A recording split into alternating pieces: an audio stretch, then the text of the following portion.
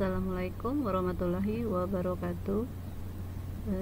Baiklah, di sini saya akan melanjutkan mata kuliah Sistem Informasi Manajemen, yang mana pada kali ini saya akan membahas mengenai sistem informasi eksekutif ya.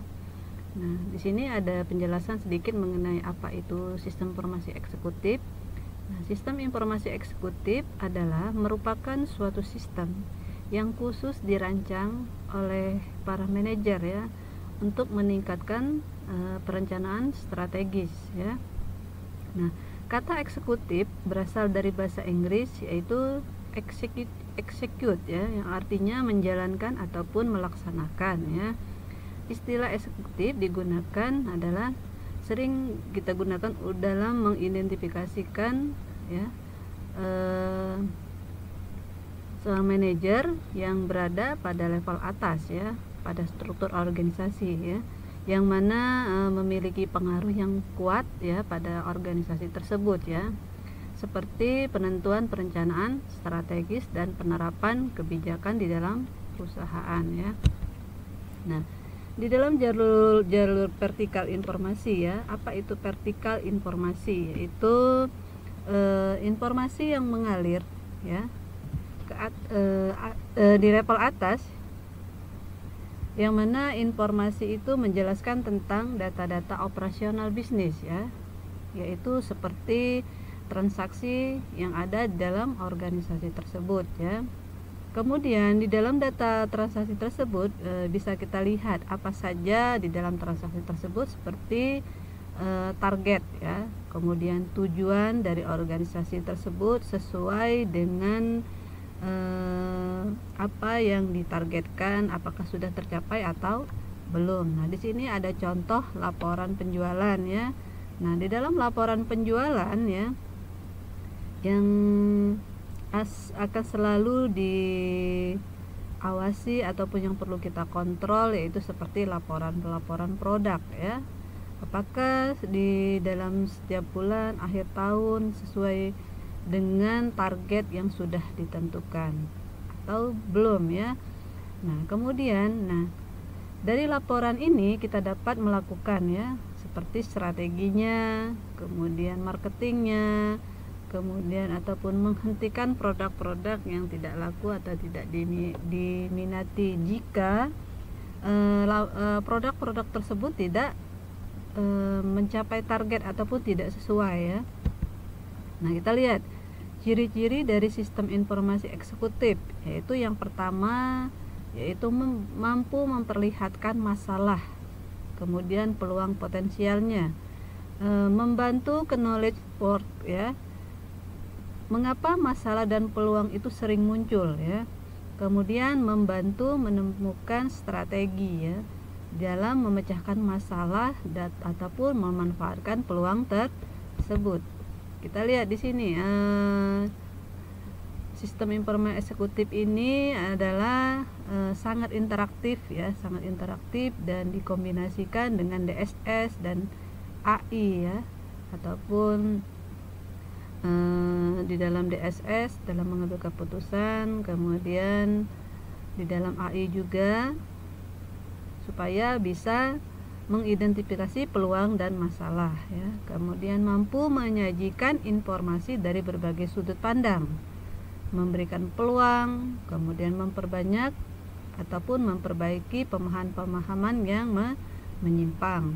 Kemudian menyediakan tools ya, tools yang akan digunakan untuk menganalisa peluang dan masalah ya di dalam strategi.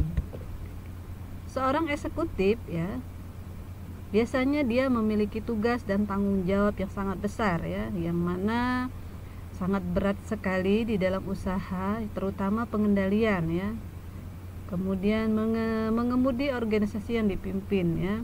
Adapun tugas-tugas yang dilakukan oleh seorang eksekutif di dalam organisasi kegiatan sehari-hari yaitu memberi visi ya, kemudian membuat keputusan, memecahkan masalah, melaksanakan negosiasi, kemudian menyadarkan dan meyakini bawahan-bawahan para staf mereka ya.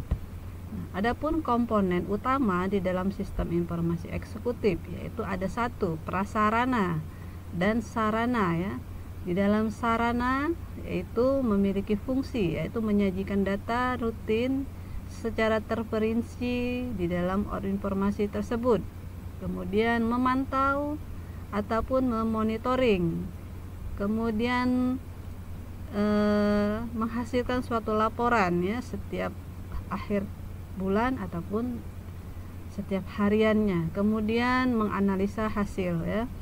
Nah, di dalam sarana ya, dalam membentuk keputusan ya, seorang eksekutif bisa membantu ya dalam menjelaskan, menjabarkan penyimpangan ya, kemudian membentuk suatu model sistem, kemudian melihat hal-hal yang mungkin ya yang bersifat subjektif dari informasi yang diterima.